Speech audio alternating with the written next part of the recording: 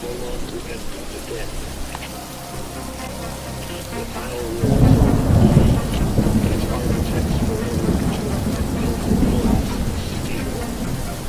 I watched the efforts of our species dance away like a radioactive wind. Civilization retreated by millennia. All of human history brought to dust. Our cities, now scorched black mausoleums, serve as a reminder. There can be no victory of war. Birth is the answer to the question of mortality. With resolute defiance, we choose to grasp at the delicate thread of life. My son, the gift of survival is yours. Please, may you never submit. There will be more. This is it. We are on our own.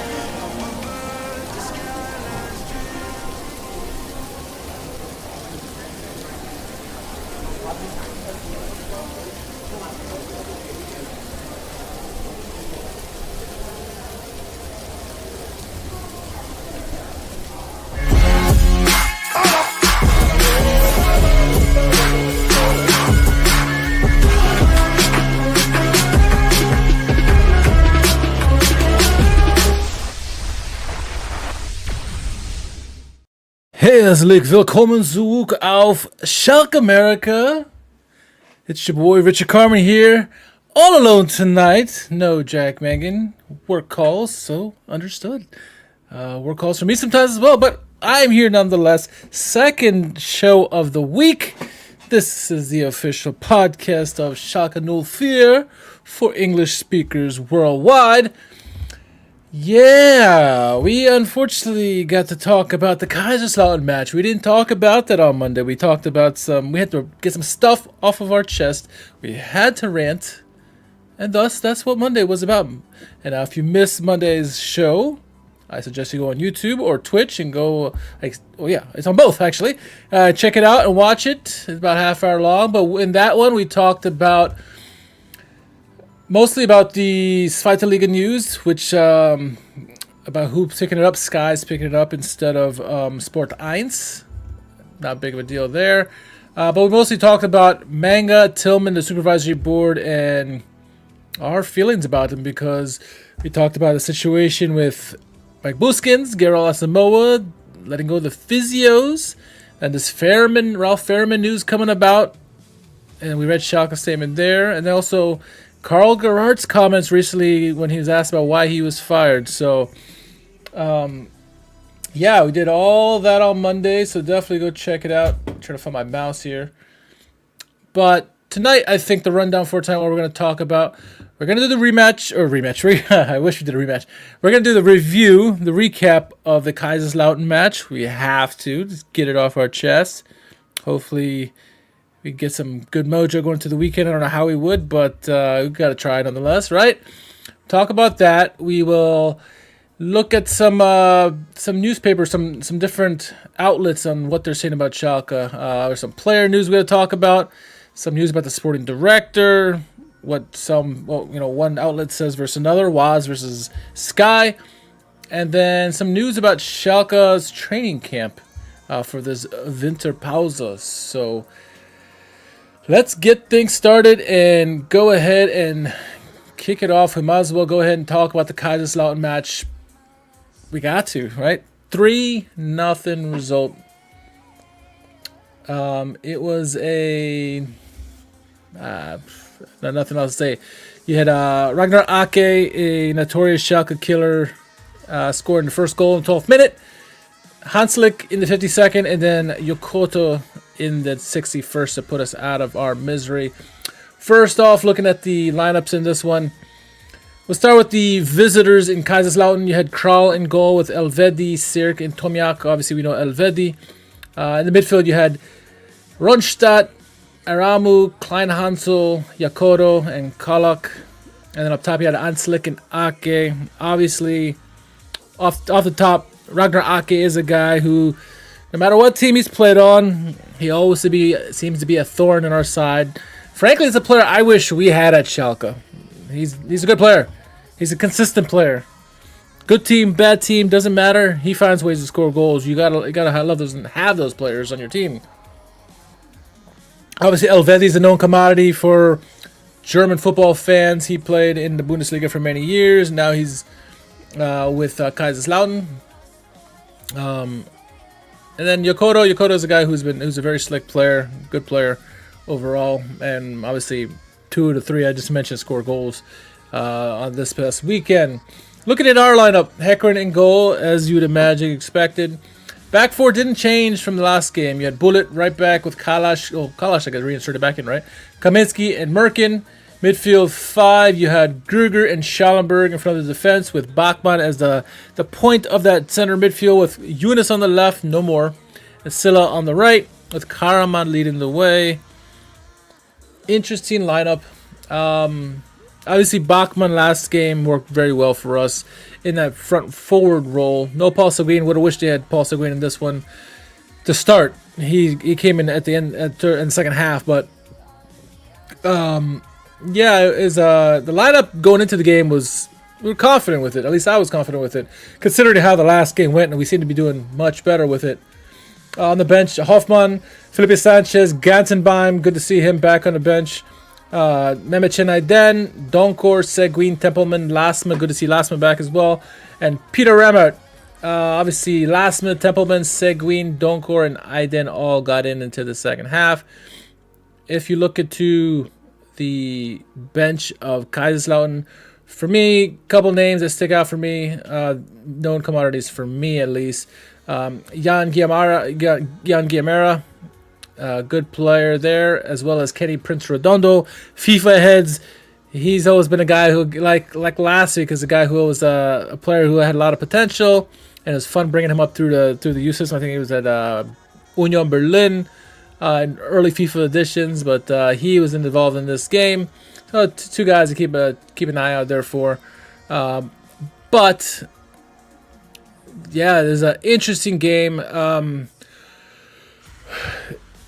with Kaiserslautern. You know, this is a team who the top 12 of the league. Really, you talk about how good the Zweite Liga is. The top 12, I think, we're within 4 points of each other or 6 points of each other. Die Roten were within 4 points off the top of the table. So if they had a win in this game, they would be in second place, depending on what kind of result they got. Obviously, they got a favorable one for them. To start the game, and I'm talking about first 10 minutes of the game, I thought we were disciplined to start. Kaiserslautern had a lot of possession, so you knew it was going to be one of those games where we're just going to be playing on the counterattack, hoping to be stout defensively like we had been for the most part prior to last week. Even a little bit last week. And then try to get them and surprise them with a goal or two here with, you know, the offensive players that we had or have.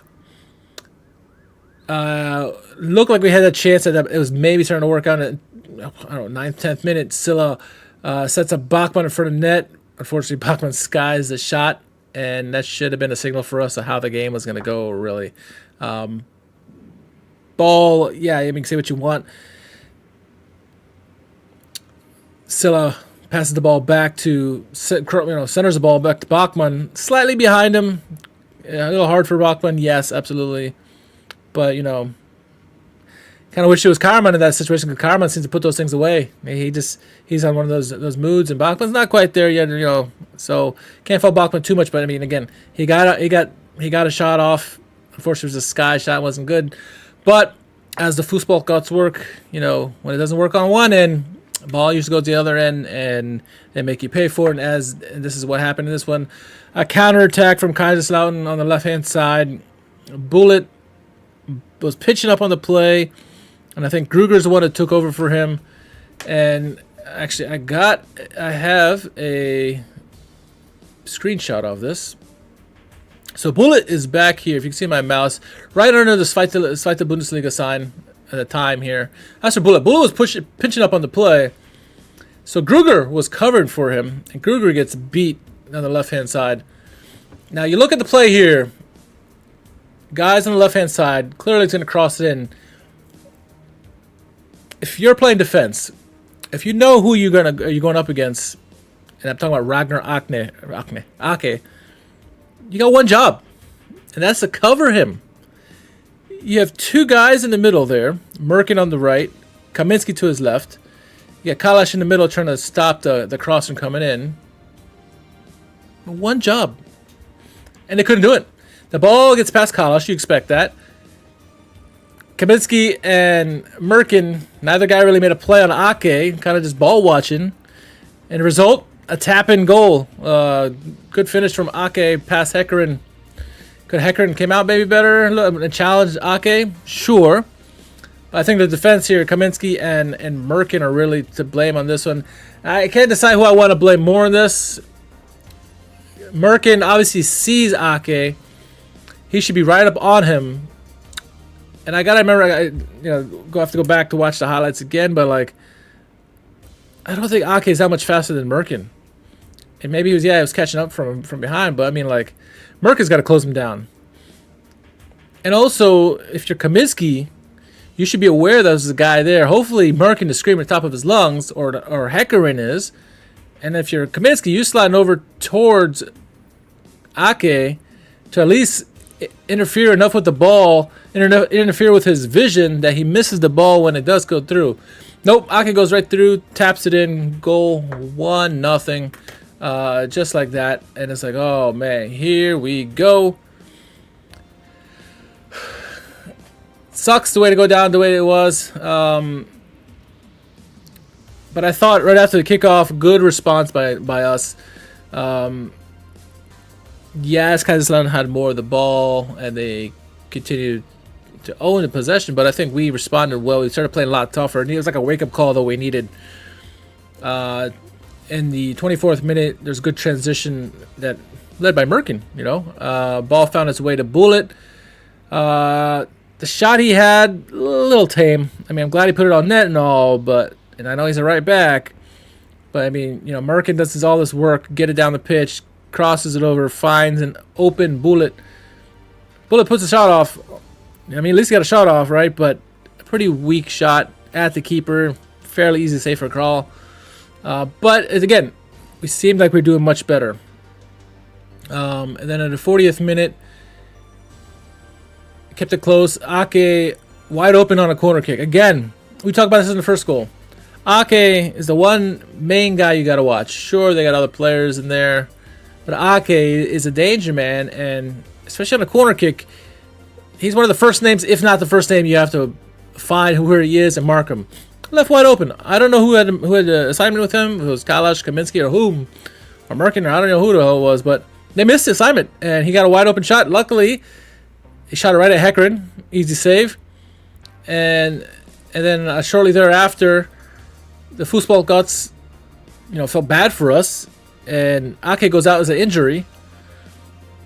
Now, I don't want to wish anything bad because I love Ake. Like I said, I like Ake. So he went out injured. That should help us.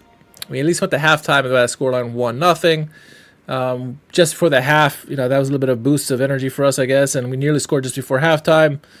But nonetheless, down 1-0. Overall, first half, not that great. Better than how it started, for sure. I said good response after the goal that Kaiserslautern scored. But it felt like we were just lacking something. I don't know what it was.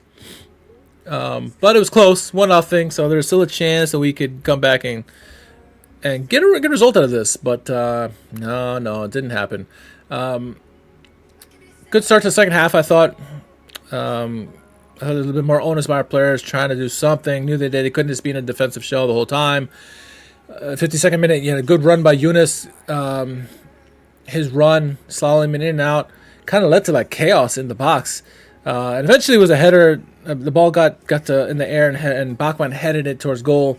Went right to the keeper, but I mean, that's what you want to see. Is you want to see guys like Yunus or Silla, whomever, get into the box, cause chaos. I mean, Kaiserslautern, as Jack said, they're the same as us essentially, with just a little bit better defense and a little bit better offense.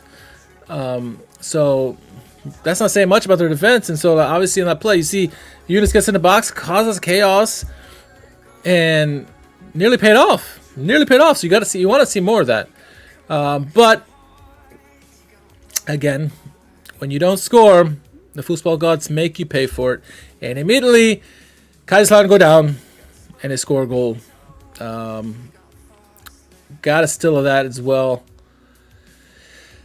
They come down on this counterattack. Ball gets into the middle to Daniel Hanslik is the other striker. Look, he's literally at the top of the box. And you had Kaminsky, who was not pressuring him. You had, I almost said Baumgartel. You had Kalash as well, not stepping up. They both kind of step back to give Hanslik room to shoot. Well, he turned, he shot, he scored. Ball ended up deflecting off of Kalash and going the other way. Heckren got caught going the other way just because of the deflection. Can't blame Heckren for the deflected shot. But you can blame the two central defenders. How are you not pressing up and putting a body on this guy? Why are you letting anybody take a shot? Yeah, it's preferred to be shooting from distance versus not. And had that ball gone straight directly to Heckren instead of being deflected, it would have been saved. Shit happens. Gotta take shots. That's what happens, right? They took a shot. Look, it was easily 5 meters between Kaminsky and Hanslik, and then Kalash is even further back, but they let the guys shoot. They take advantage of it, and they score a goal. Down 2-0 already there. And Not looking good. Good response again. Just minutes after the second kickoff, Yunus coming out wide had a half chance. It wasn't too threatening to the goal there. But then the third goal happens, where the Roten Teufel come down, and Yokota just cuts us to pieces and embarrasses our defense and scores a third goal. Top shelf. So you see the ball here. Here's the goal. Here the ball comes in. Right. So Yokota is getting ready to receive the ball here in the middle. You got Kaminsky in front of him. Kalash in front of him. Kalash is right here. Bullet's right here. Kaminsky's in front of Yokota. And then looks like that is Gruger right there with Seguin and Merkin out left. Essentially, he's got 4 guys. Yokota's got 4 guys around him. Should be nothing for our defense. Yokota just runs with the ball, fakes the shit out of Thomas Kalash, who goes down, and Yokota bangs the ball in the back of the net. Top shelf. Highlight reel goal. Great goal for Yokota. Horrific defending by us. I mean, look at this. 3 guys right there. He just goes by. It blows by like he's Lionel Messi at 19 years old and scores his goal. I mean, it's Yokota. It's not Messi. What are we doing here? 3-0. And that's all she wrote. You had Laspa come in, was a little bit of a push for us. He got a header that just missed it wide. Laspa again had a good run that forced the corner. So I thought Laspa's performance was positive. I don't remember who said it, which of the players said it, but after that second goal, it seemed like the players' heads dropped. I think it was Merkin. Merkin talked about how the difference between last week and this week. Last week against Hamburg, go down 2-0. We fought back. There was fight. We scratched and clawed our way to get back into the game. Fully deserving. Took advantage of that game. In this game, the second goal happens and heads dropped. You're at home. It's more expected that you have some kind of reaction at home going down 2-0 than on the road. On the road, you get full credit for that. That's absolutely marvelous performance the way they did that to come back in that game. At home, not even standing up for your freaking fans and letting that happen. Pathetic. It's pathetic. And we lose the game 3-0.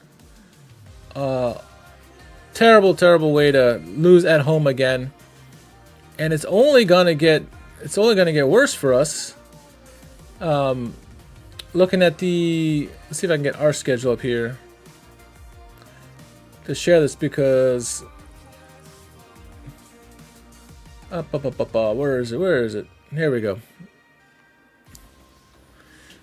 So this is our run before the Winterpause.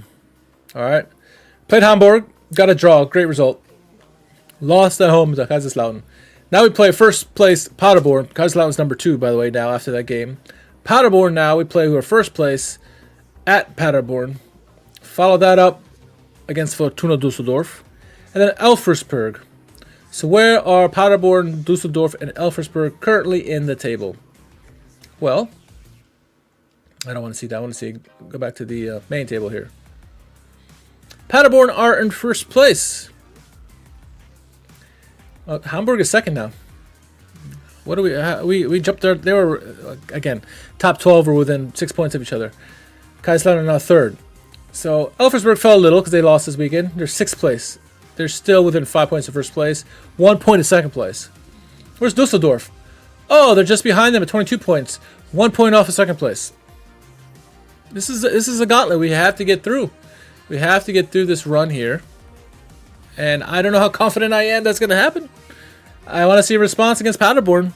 Merkin talked about having a lack of response, and hopefully they wake up and do it, because we need to find some kind of result. It doesn't have to necessarily be women. Show something. Show some kind of fight. There was no fight in that Kaiserslautern match. It was pathetic. Pathetic performance there. But, yeah, that's it. My 4 takeaways. I don't have a 4 takeaways. My takeaway is no fight. No heart. What the hell is this? On Monday, we talked about how the supervisory board and the backroom staff and all that board of directors, they've lost that Schalke mentality. It seems like this team in that game lost the mentality. Great result against Hamburg, and then disappeared. Like it's all for naught in the next game. Anyway, that's infuriating about that. So yeah. Anyway, let's get into some news now. Found my copy of the Frankfurter Rundschau here. No, we're not going to look at newspapers here today, but this one's from 2012. I shared some pictures on our Discord. Good throwback here. This is back when Hamburg was in the Bundesliga and Eintracht Frankfurt just got promoted. Interesting. Reading back on this and where we were back in that time. Schalke was in the top 4. It was a different time. 2012, we would have had Neuer, Raul, Huntelaar, Draxler. I mean, you name it. We could keep naming all the guys we had on that team then, but that's a long time ago. But we'll go to more recent news now. We will start here with Ruhr Nachrichten, excuse me.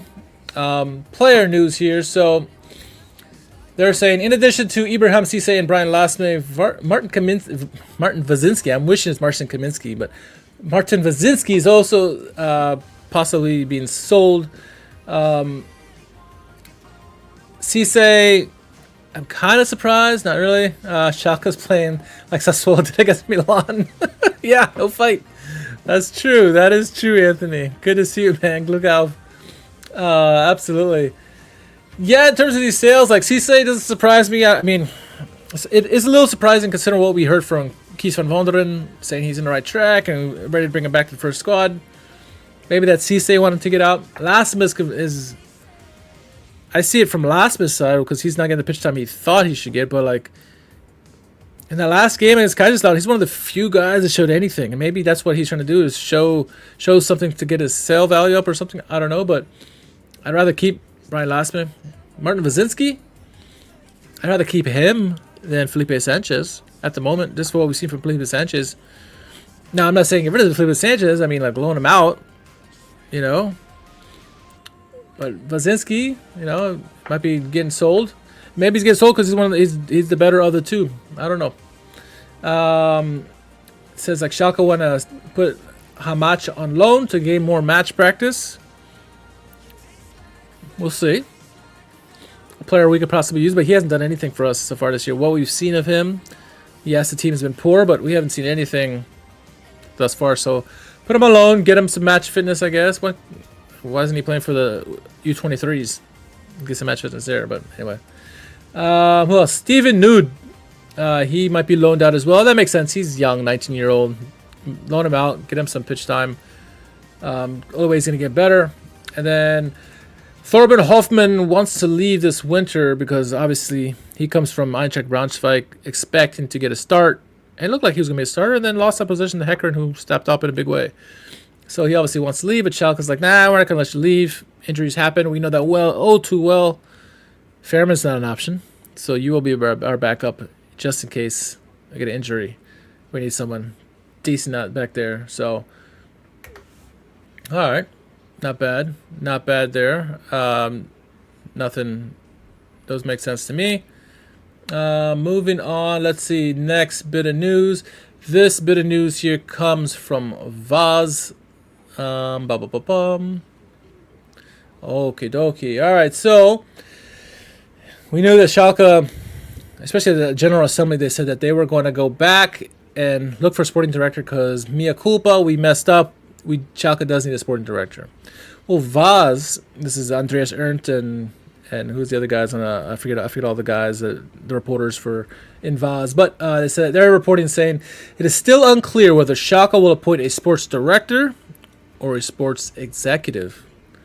The supervisory board has set up a search committee to explore the job market, discuss, examine, meet, and select candidates. However, it may take some time before a result is reached. So we go from, Schalke's good, we don't need a sporting director, to, oh shoot, you know what? I think we do need a sporting director. We don't know what we're doing. To, maybe get a sporting director, maybe get a sporting executive. This doesn't look good for what the board is doing right now. It just makes them look like they have no idea what's going on. Yeah, Anthony, I agree 100% with you. Keenan Carman absolutely must be kept. If they sell him, that'll be just like you're giving up on the team. It'd just be like you're giving up on the season. You can all but guarantee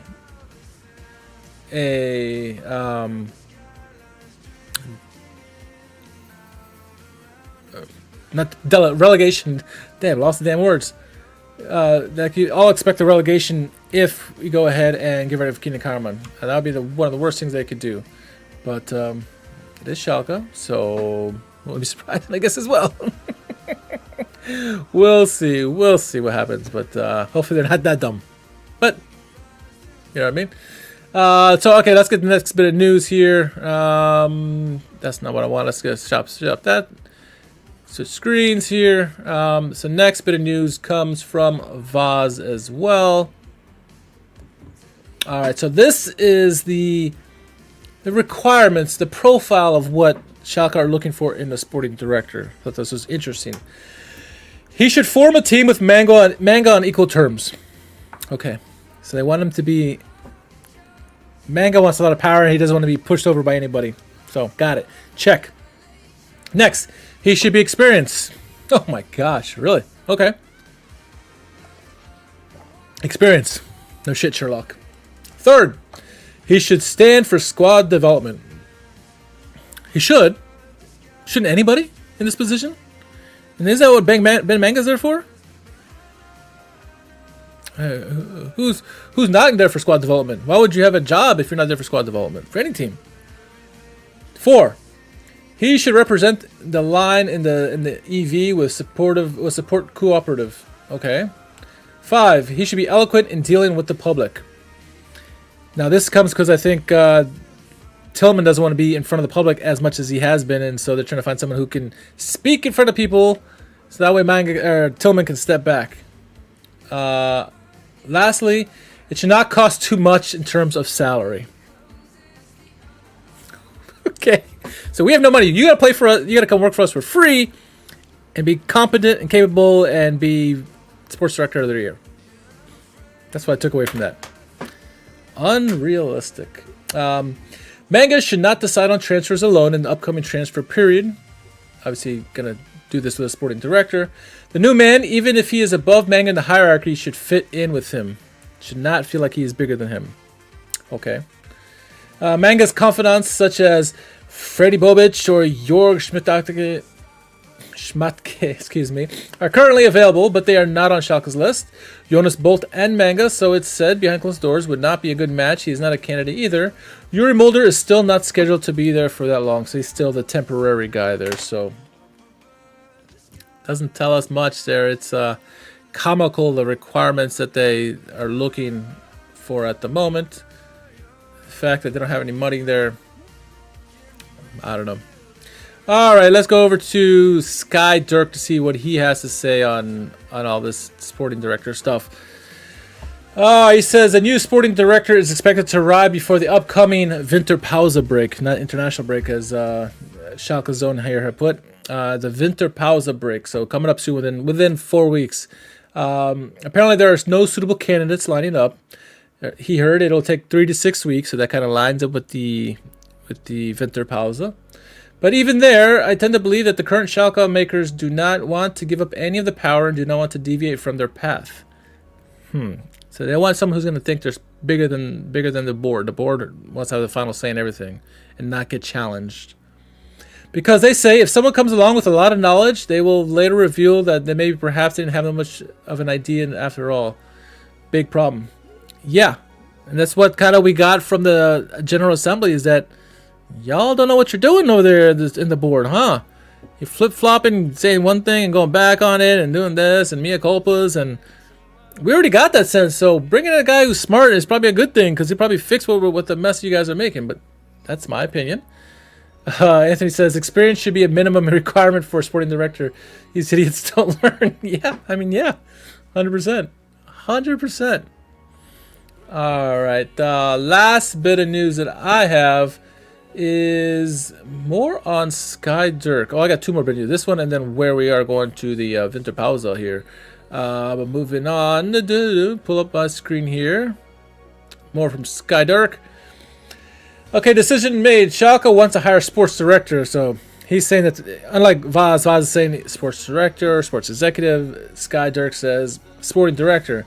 The criticism in recent weeks has convinced a large part of the supervisory board that one sports director is not enough. Okay, now we need more than one.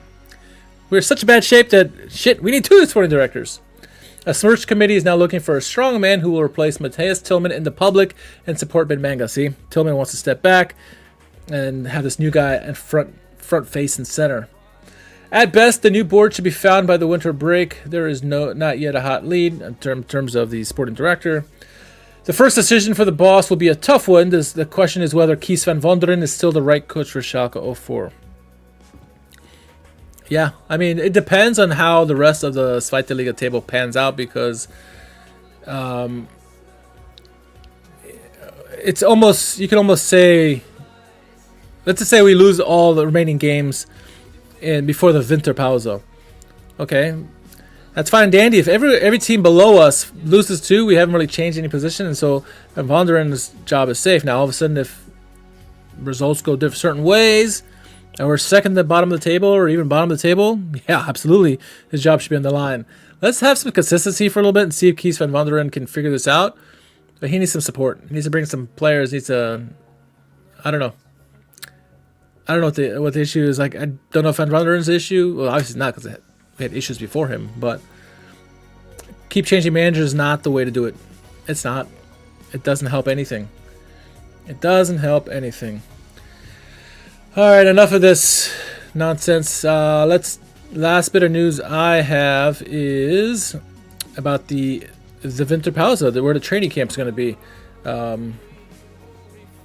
All right, on Schalke's website it says, Schalke head to Belek for winter training camp. The Royal Blues will head to Belek for a winter training camp in order to prepare for the second half of the season. The team are set to travel on January 3rd and will return to Germany on January 10th, so 7 days. 6-7 days. The round-trip flights from Dusseldorf to Antalya, Turkey will be provided by the club's official airline partner, Sun Express. Let's see whether this is any good. The team will once again stay at Hotel Titanic Deluxe, which had previously hosted the Royal Blues during their training camp in 2023. Schalke will train at the Titanic Deluxe Football Center. So, we're going to Turkey for the break, for the training camp. I don't care where they go, as long as they freaking find a way to get the results that they need. Second half of the season is going to be huge, and we're going to get more into it. But I think I want to quickly look at what the schedule looks like coming out of the Winterpause.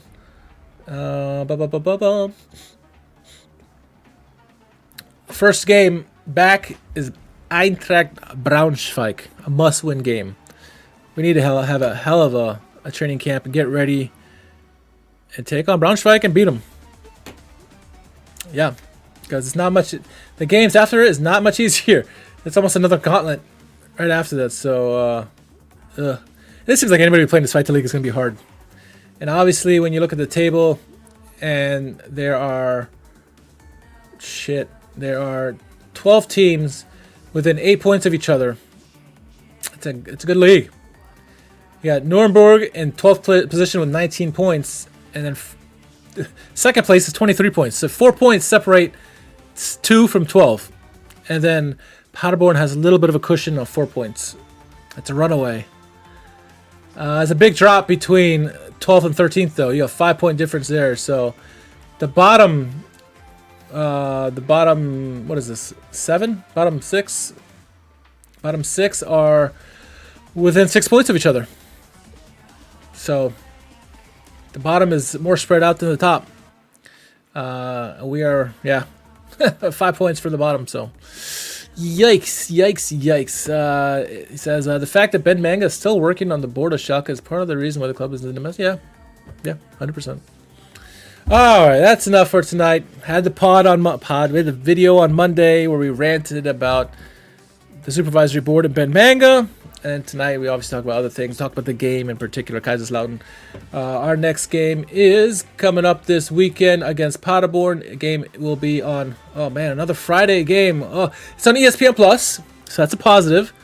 That is a positive. ESPN Plus. 2 days from now. I hate Friday games. Obviously, last Friday didn't turn out well. Ugh, I am not looking forward to it. But Elfsberg are playing Nuremberg. Doesn't help us all. So anyway,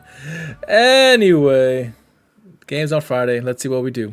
Let's hope for a much improved performance than what we saw here this past weekend against Kaiserslautern. So anyway, so wherever Jack is in Chicago land, you can find him at JMMANGAN. I think I got that right.